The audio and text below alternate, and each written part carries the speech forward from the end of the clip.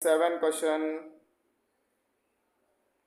See, which epithelium is found lining kidney tubules? ట్యూబెల్స్ లోపల కిడ్నీల లోపల ఎట్లాంటివి ఉండడం జరుగుతుంది అంటే cuboidal epithelium cells, cuboidal epithelium ఉండడం జరుగుతుంది.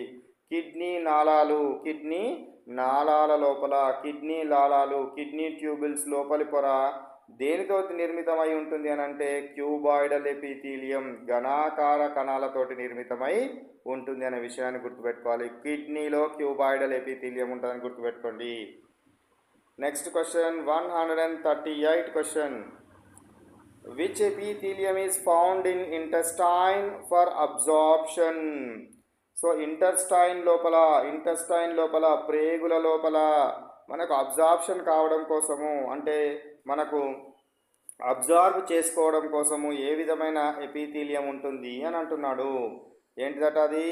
Columnar epithelium. సో ఆహారాన్ని అబ్జార్బ్ చేసుకోవడానికి పొడవుగా ఉండే కాలం లాంటి భాగం ఉంటుంది, దాన్నే కాలమ్నర్ ఎపిథీలియం అంటారు. ఏమంటారు? Columnar epithelium. Next question 139 question. Is epithelial tissue vascular or avascular? Epithelial tissue అనేది వాస్కులరా అంటే లేదా వాట్ ఈజ్ వాస్కులర్ కాదా అంటున్నాడు. సో ఇది చాలా మనకు ఇంపార్టెంట్ పాయింట్. అవాస్కులర్ అంటే ఏంటిది?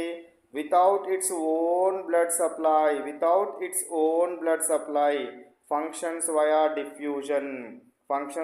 డిఫ్యూజన్ అంటే స్వంతంగా రక్తనాళాల యొక్క సరఫరా ఉండదు.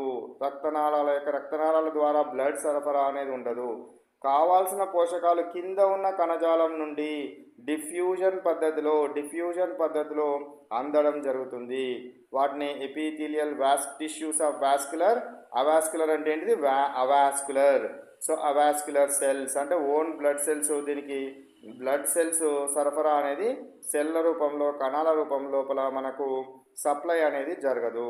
దానికి ఏముంటుంది? కిందన ఉన్న కణజాలము పైన ఉన్న కణజాలం నుంచి బ్లడ్ తీసుకుంటుంది.